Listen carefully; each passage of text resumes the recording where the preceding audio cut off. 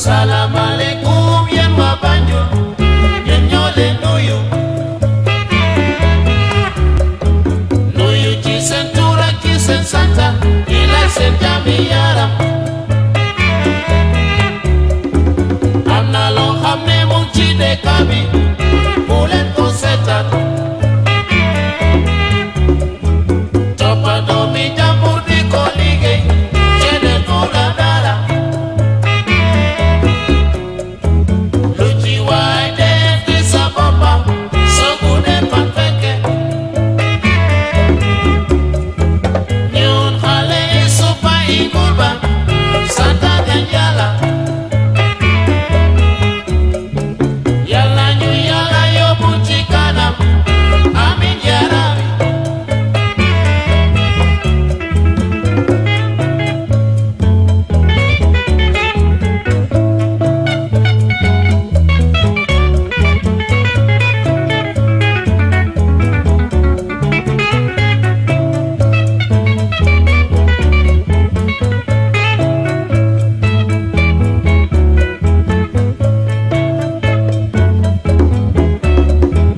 Salam alaikum yen wa Banjul, ñun ñoo leen nuyu. Nuyu ci seen tur ak ci seen santa, di la seen jàmmi yaram. Am na loo xam ne mu ngi ci dëkk bi, bu leen ko seetaan. Toppandoo mi jàmbur di ko liggéey. Good evening, everybody.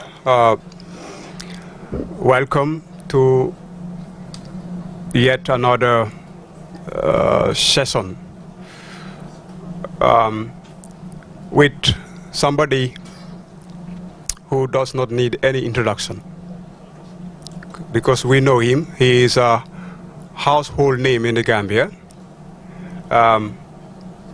Uncle Halifa Sallah, who is the Member of Parliament of the Serekunda constituency in the Gambia. And Mr. Sallah is also the advisor to President Barrow. A lot of things have happened in the Gambia. We all knew what happened. A lot has happened, especially during the political impasse.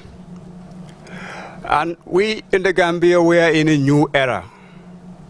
A new era after 22 years of brutal dictatorship, where families were torn down, where our social fabric was seriously weakened.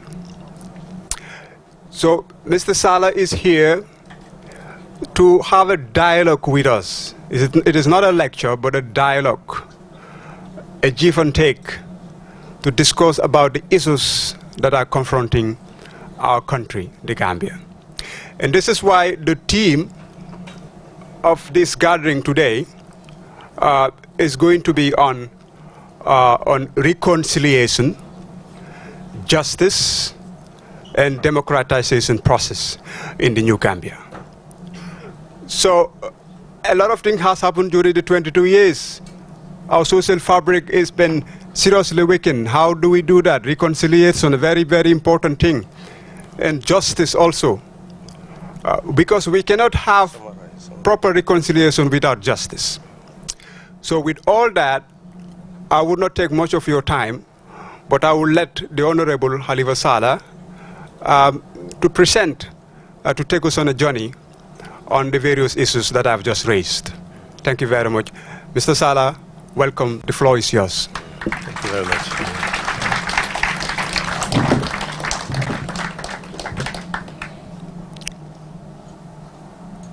Thank you very much for inviting me here. Gambia has changed forever. It will never be the same again. A new page has been turned.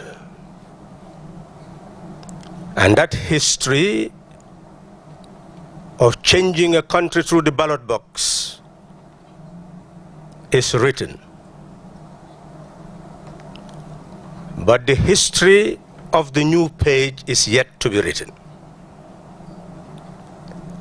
And history is not written by words. It is written by deeds. A new Gambia is born. But a new Gambian people also must be born if that new Gambia is to unfold, to enable us to become the architects of our own destiny. That is why I'm invited here to share with you on the topic justice, reconciliation, democracy, and development. It is a people who must build a nation. And a nation does not just develop as we please. We start building a nation from the architecture we've inherited from the past. And if we live in the past, we'll never build the future.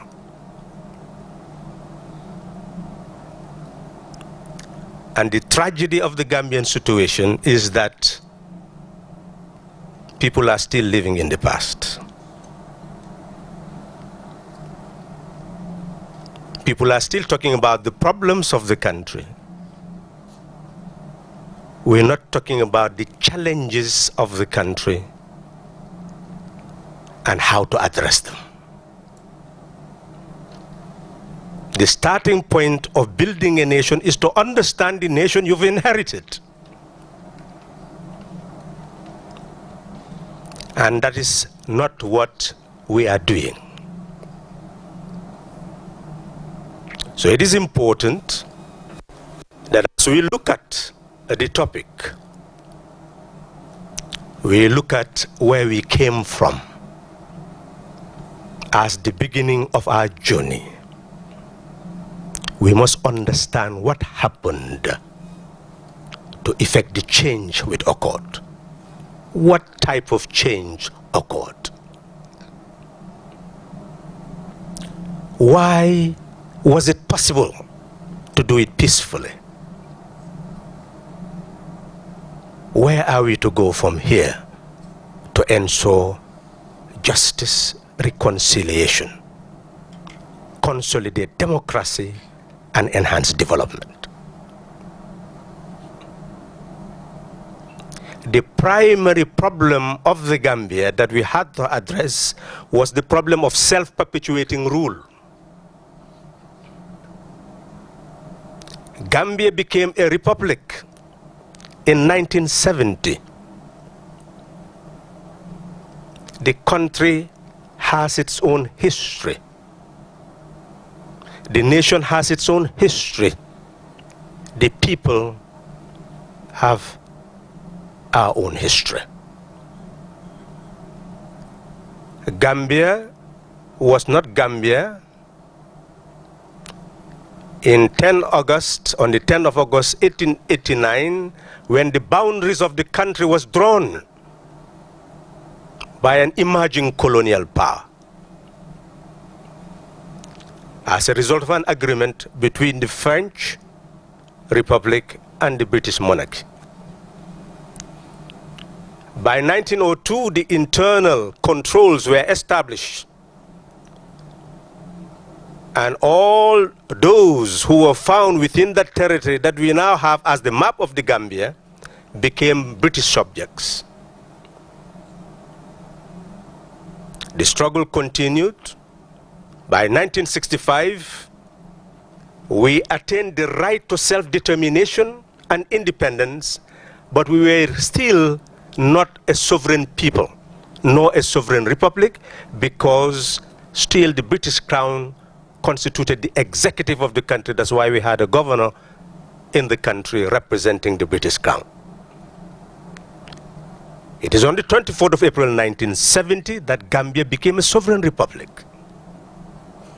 At that material time, our whole educational system should have changed. We should have been told that a sovereign republic simply means that there will not be a monarchy anymore, there will not be self-perpetuating rule anymore. That power resides in the people of the Gambia.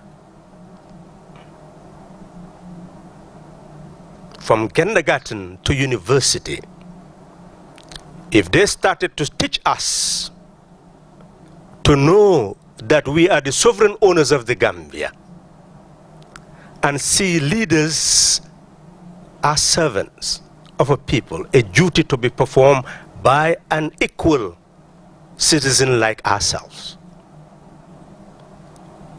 and that we had a duty to build a nation, and that nation belongs to all of us, that would have eradicated all the divisions that we now talk about.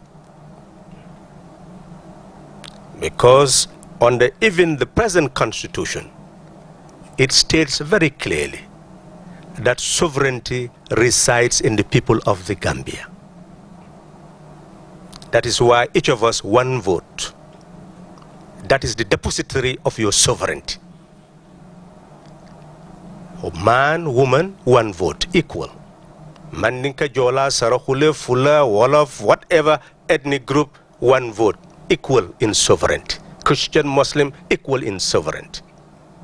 So Gambia should have transformed to be a country, a community of equal citizens, equal in sovereignty, irrespective of our diversity in terms of ethnicity, religion, whatever, gender, whatever.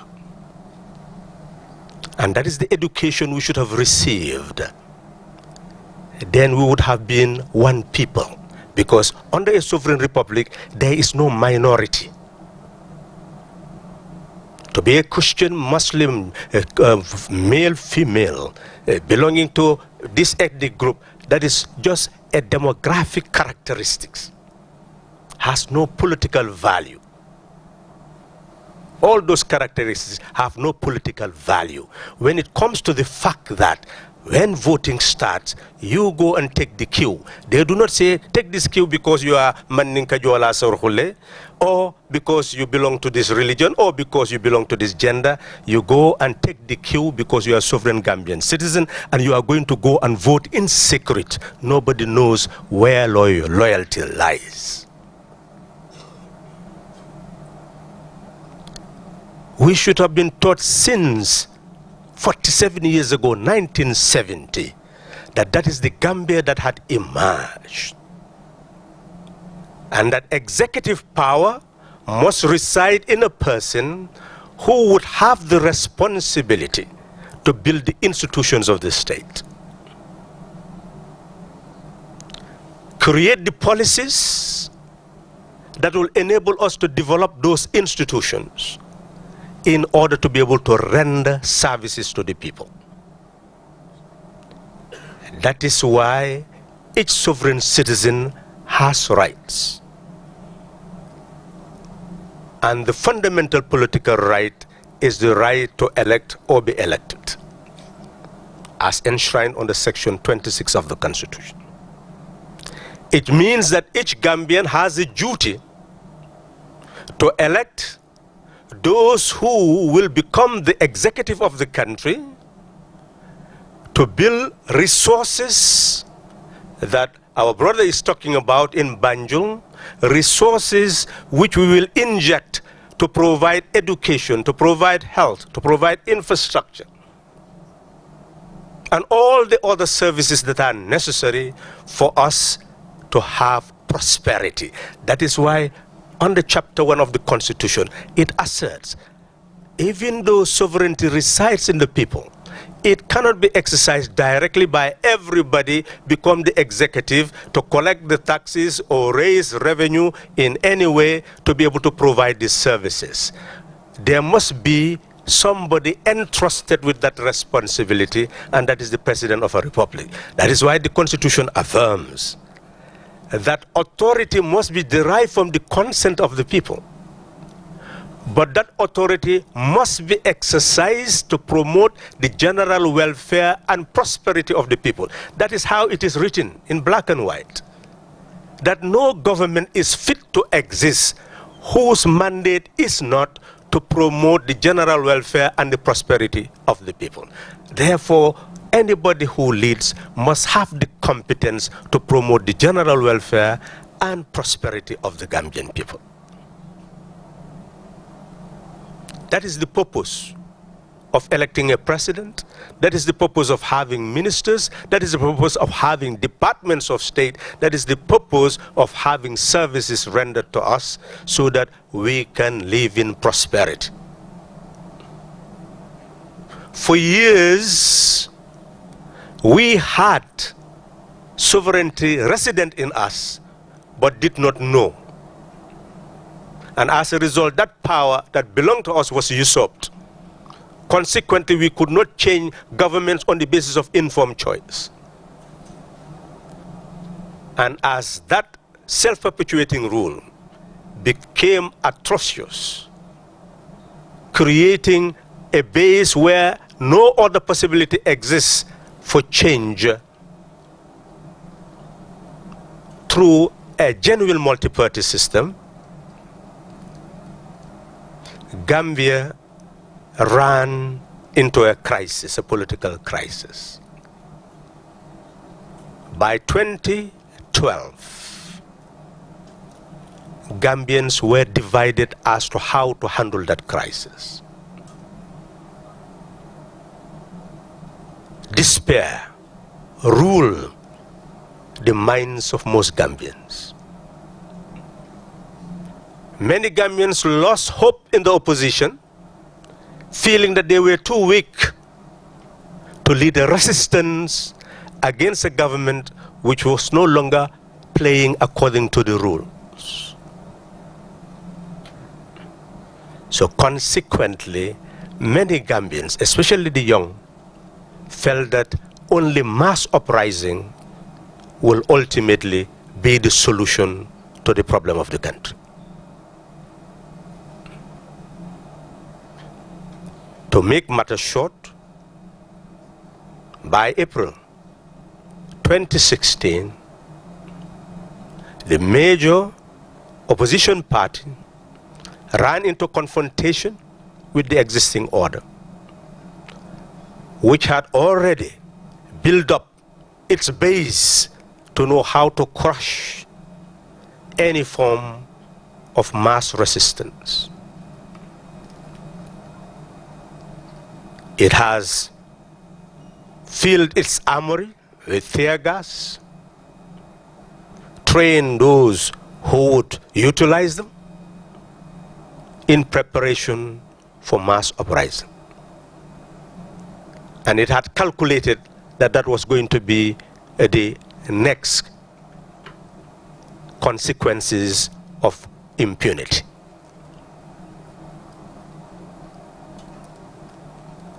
When the leader of the UDP was arrested and detained, eventually tried and incarcerated, many people lost hope in the political system and the electoral system. That was the last straw that was seen to have broken the camel's back.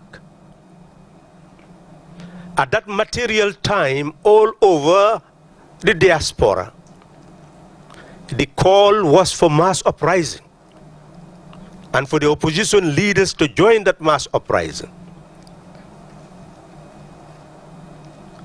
However, another force in the country felt that political situation must be analyzed correctly. And you cannot analyze a political situation without two elements. You must look at two powers, You must look at the power of the state and the power of the people. That the state that has been transformed into an instrument of coercion becomes only powerful because the people are disorganized and ignorant of their power. So if the people become conscious of their power and are organized, then the instrument of coercion of the state becomes weak and cannot suppress them. It was seen that the major weakness of the political opposition was its lack of organization and lack of orientation to have a clear tactic that the people accepted to enable them to be organized and united. So it was felt that whilst one tactic was to lead the people to mass uprising, a people who were even weak to go to the ballot box to cast their vote to remove a power that had entrenched itself, then another tactic which indicated that those people must be given reason to believe that change is possible, organize them to effect the change. That is why a coalition was built, irrespective of party affiliation, with an agenda to effect regime change, to change a government which has entrenched itself and which had been so succumbed by impunity that even those who supported in the past feared its continuation in office. So the coalition agenda was meant for regime change. And that is why in October, after a series of meetings where we pioneered a meeting of presidential candidates, and that was very tactical because we have tried many forms of coalition in the past. But at the end, they will always crumble because some will leave and go. But this time, the coalition did not emerge until all the presidential candidates were selected. And they were called to a meeting to form a coalition. Even though some resisted, but a presidential candidate will want to win an election. And when you go around to announce your candidature, and people tell you that you cannot win an election until you are part of a coalition, you have no choice but to go back to the negotiation table. So that is why when negotiations started, all those presidential candidates who wanted to boycott the negotiation could not, because they were compelled by the Gambian people to come back to the negotiation table. Otherwise, it was foolhardy to go to them to seek their vote. So fundamentally, the coalition is a byproduct of the demand of the Gambian people. And the political opposition had to address that demand in order to be viable. In order to consolidate the coalition and avoid any division, that is why we agreed that whoever would be selected, regardless of which party he came from or she came from, that person will stand as an independent candidate.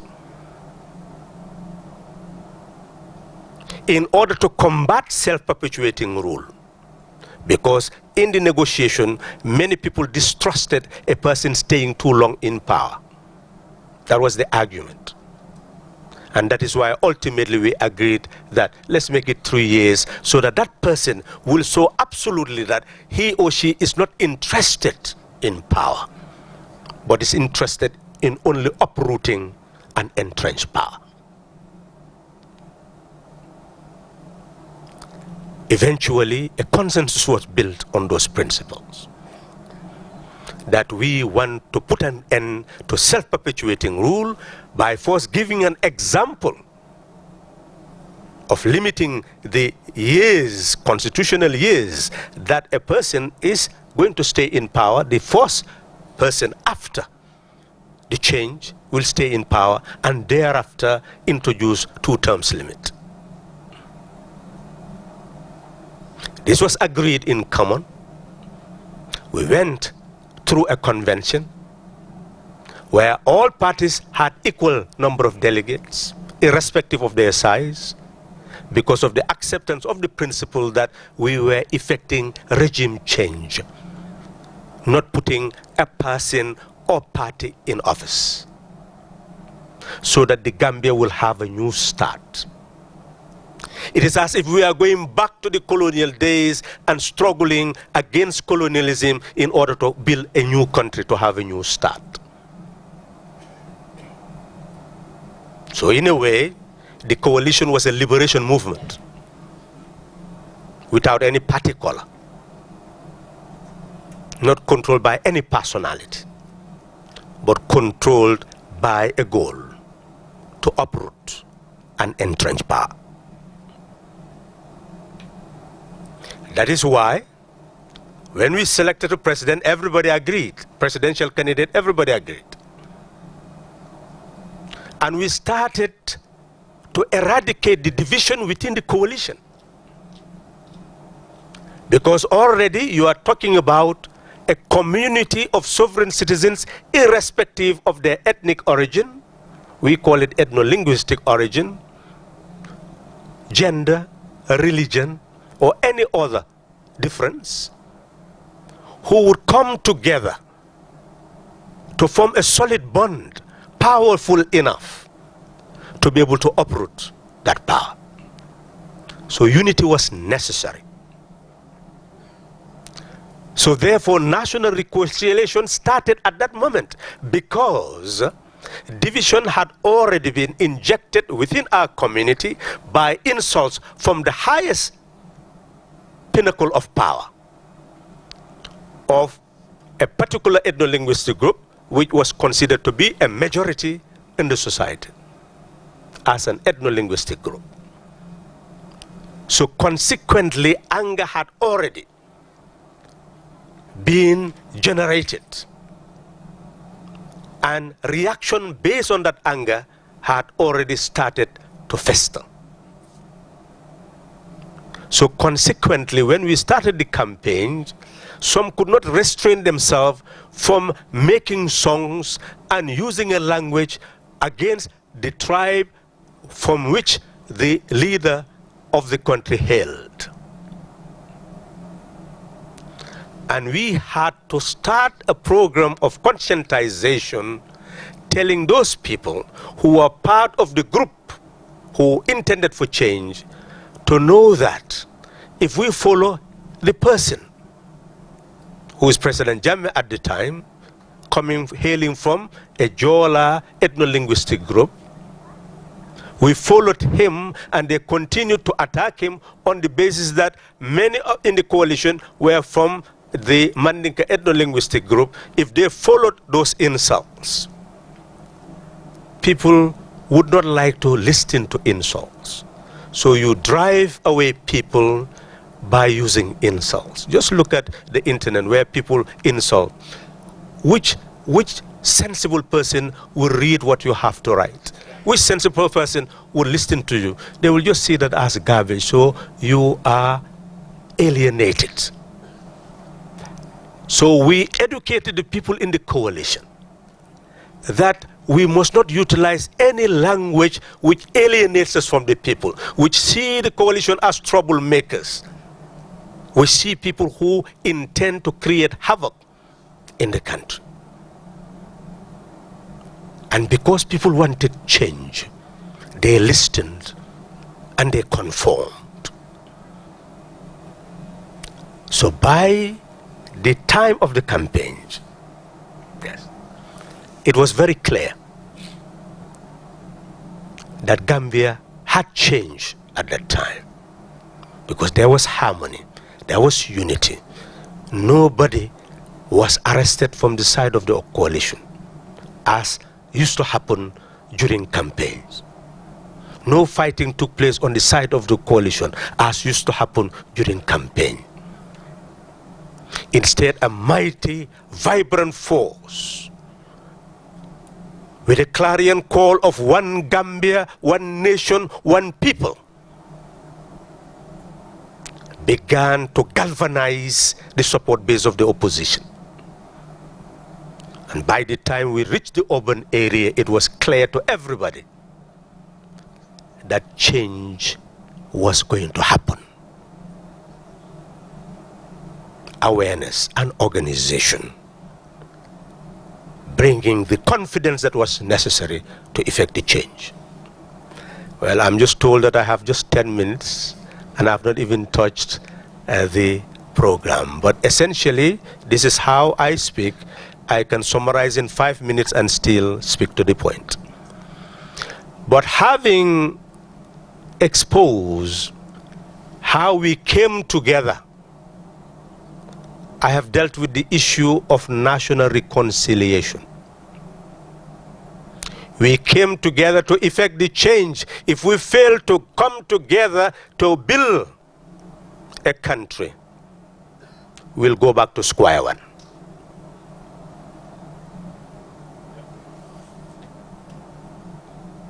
So what do we need to effect reconciliation? It's simple.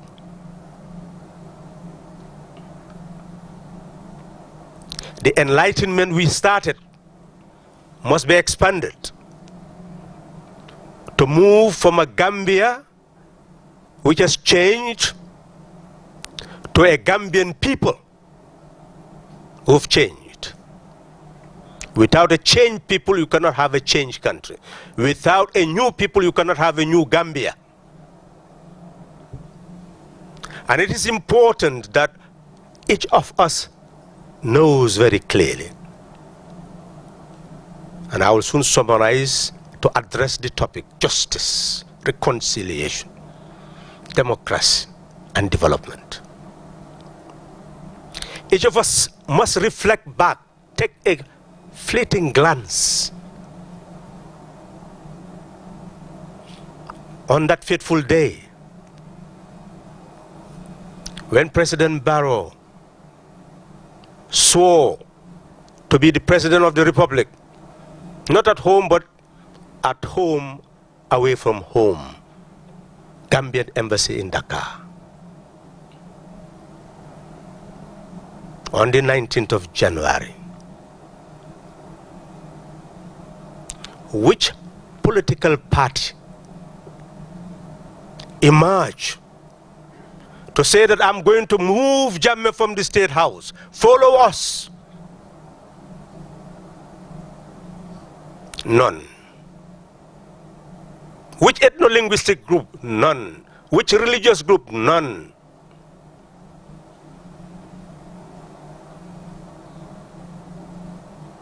I remember addressing the nation on the 20th of January, after I had all the facts indicating that we have a crisis of legitimacy, two presidents coexisting, each claiming legitimacy, that the only answer is twofold: Jammeh accepting to leave, or there will be war. And on that day, it was very clear that people in the Gambia were ready for war. Over 50,000 people left our borders. 120,000 became internally displaced persons. And others had tied their bags ready to move. The Gambian people were on the move to leave the Gambia. ECOWAS forces were in the ready to come in, land, sea, air. And some of them were convinced that only war was going to uproot Jammeh.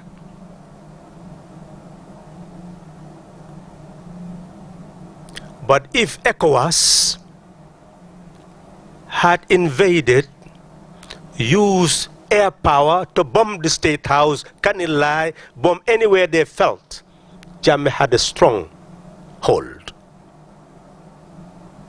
The armed forces would have disintegrated, police forces disintegrated, the society disintegrated, and people were already ready for civil war, buying cutlasses and showing how they can identify each other prior to the impasse. That is the reality of the Gambia. Reality which we refuse to dwell on, because we know that if you continue to repeat something unremittingly, people will believe it. Once you believe that that is the reality, then the crisis would have led to disintegration. So we continue to repeat unremittingly that on the 18th of January, the term of office of Jammeh will be expired and he will leave, otherwise he will be a rebel. To convince people to accept that, and that was accepted. The Gambian people became aware of how the change would be effected, and they accepted that, and they became organized because of that. That's how we attained peace in the Gambia. We reconciled. Even those who were on the side of Jammeh did not want war because it will lead to them to perish. That is why his ministers abandoned him, his ambassadors abandoned him. And what I will tell you today, that I have never emphasized with the emphasis that I can command, all the emphasis I can command, is that his security forces abandoned him. On the 20th, prior to me issuing that statement as the spokesperson of the coalition, I had consulted the security forces and said, Barrow has addressed you from Dakar. What is the situation now? Where do you stand? And they declared very clear to me that we have told you prior to this day that on the 18th, we can no longer accept to be unconstitutional. And therefore, we cannot be on his side. They are the ones who informed me that the negotiation will be successful. It was just a matter of time.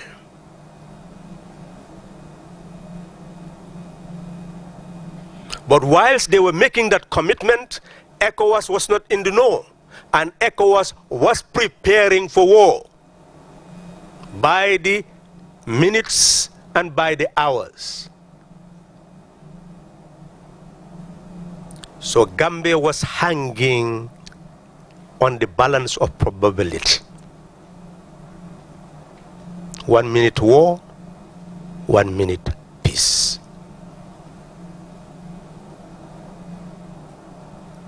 And the peace we had is very clear, how we had it.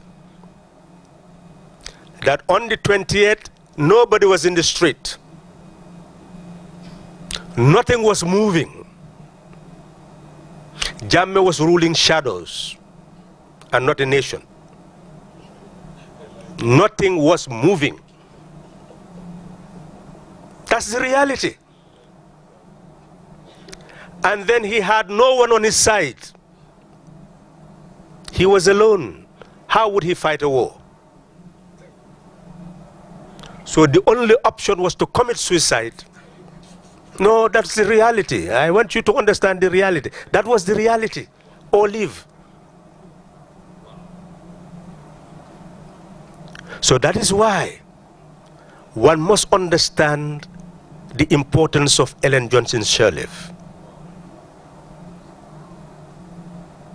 Because she was convinced that peace was possible because of the information we gave her, that we have negotiated with all those who matter internally, and Jammeh will be left with no one on his side to fight a war.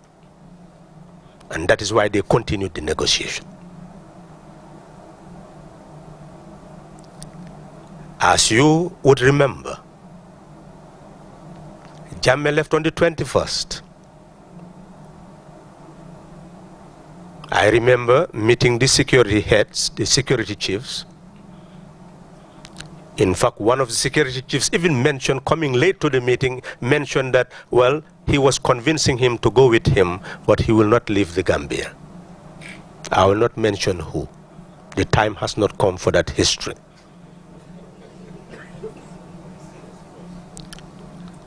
But it was very clear that after that meeting, after the discussion with some of the security chiefs, Jammeh started to move towards the airport. And the coalition supporters also started to move to the airport because the information leaked. And he decided not to move to the airport unless they move away from the airport. I remember being called by party leaders, by so many different people, security forces, that it is necessary to go to the airport to get the coalition supporters to move away from the airport so that the man will leave. Now, Jammeh was still in Gambia, Barrow was in Dakar. If he had military support, if he had Casamance rebels to support him, then why would he be so weak as not to be able to go to an airport unless coalition supporters leave the airport? He was not in control on the 21st of January 2017. He had lost power because nobody was in his sight. And when he left, there was no looting. There was no shooting. There was no disorder.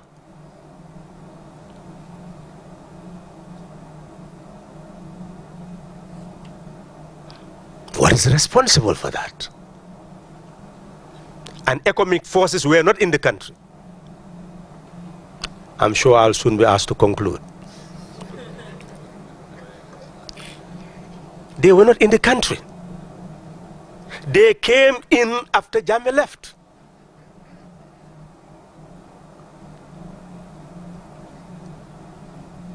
And in coming in, they were guided so that they will not be seen as an invasion force. That is also history not yet ready to be told. So the situation was managed. And on the day that President Barrow was returning to the Gambia, hundreds of transports were mobilized from the airport to his home. People were still in the queue. There was no insult, no fighting between ethno-linguistic groups, gender, or religion. There was perfect jubilation.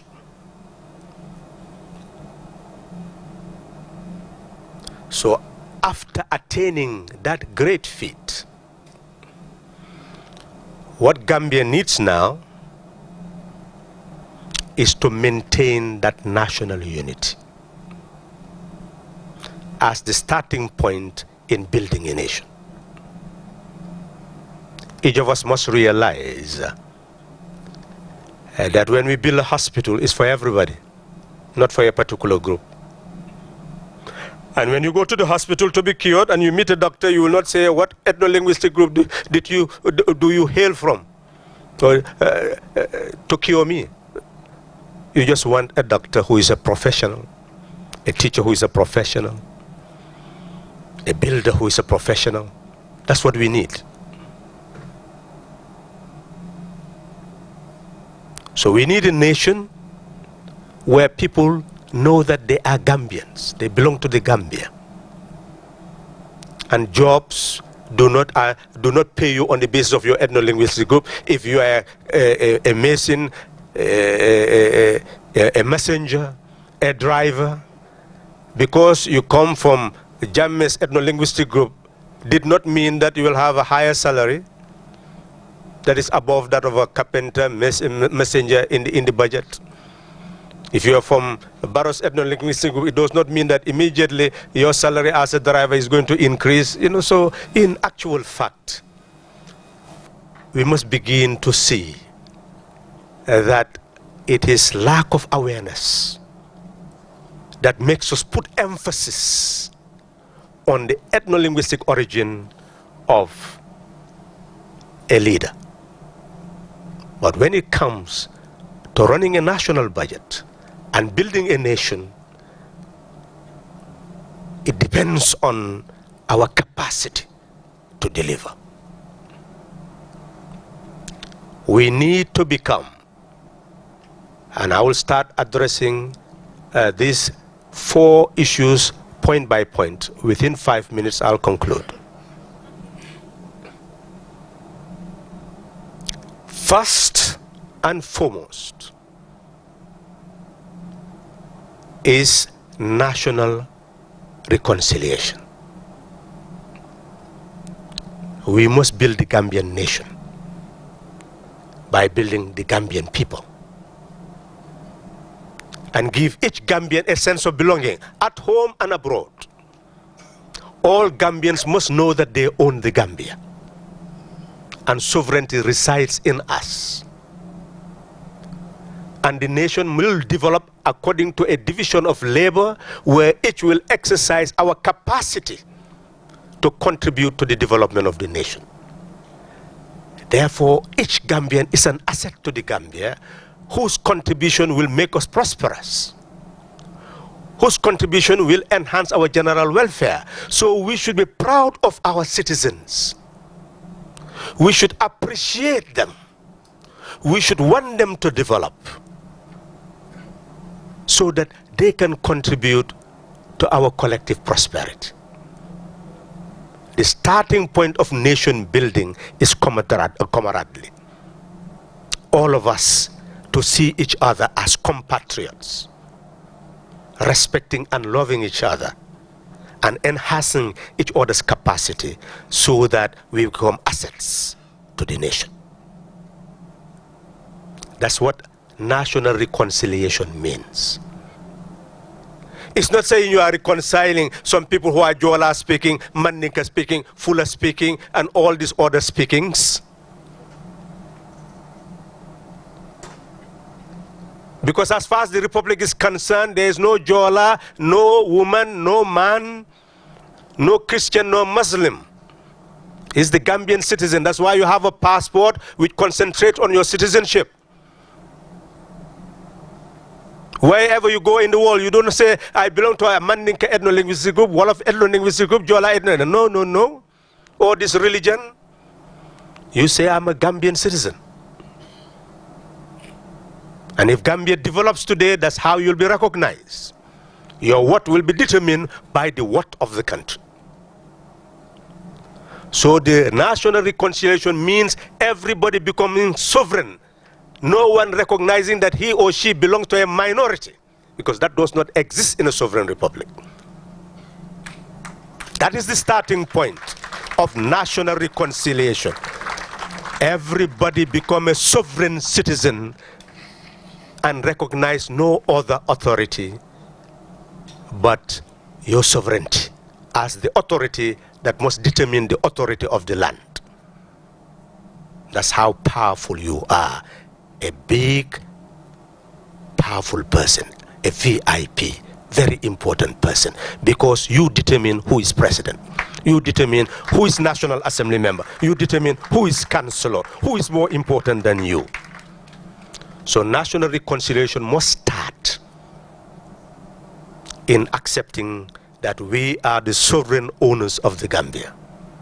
And you turn left, turn right and say, you are my equal partner, my other half, as equal in citizenship. that sovereign person is entitled to right to life, right to liberty, right to privacy, right to be free from arbitrary arrest and detention, right to education, right to health, right to religion, right to freedom of expression, right to freedom of assembly, right to freedom of association, right to be able to even petition public power, and right to speak truth to power. And that's what justice is all about. That nobody should be barred from exercising those rights in the New Gambia. And because those rights were denied in the past, that's why you have transitional justice. Those who perpetrated those wrongs did it to people who may still be suffering from their wound, either because they have disappeared without trace, or have been tortured, or have been subjected to any form of degradation. So you would need transitional justice where those who perpetrated those wrongs will also go through a process that will be similar to the process that the person who has suffered from wrong will also go through.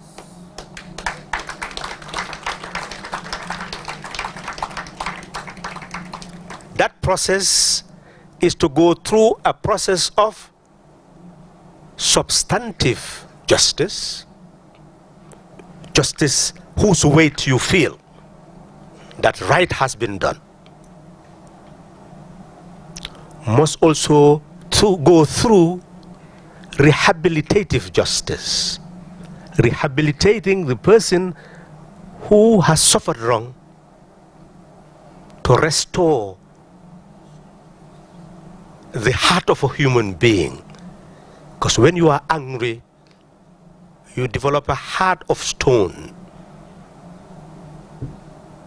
You can kill, you can also perpetrate murder against the murderer. But here you are helping to rehabilitate that person to know that, yes, you have done wrong, but I am strong enough to be able to forgive you even if I don't forget.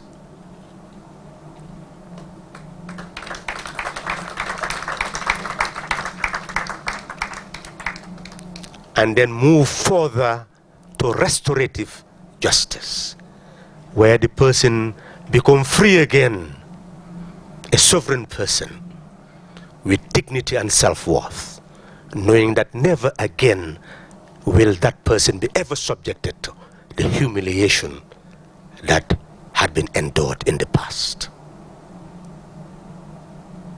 To know that there is not going to be any recurrence, because a new society founded on justice is born.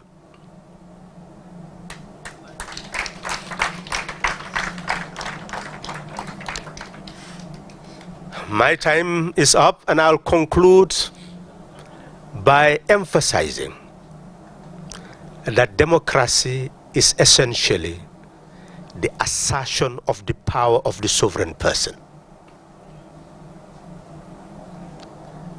That never again must Gambians accept to be robots. Never again must Gambians accept to be tools. Gambians must know that they own the Gambia. And if you have a home and you are going on vacation, you will entrust it to a person that you trust. A person you know will protect your home just as you would have. That's what leadership is all about. Electing people you trust. To know that when they are there, they will serve your interests and deliver the services that you need. That's the type of democracy that Gambia needs. A Gambia that is founded on the power of the sovereignty of her people, where leaders can no longer become self-perpetuating rulers, because we don't need monarchs as leaders. We need servants as leaders.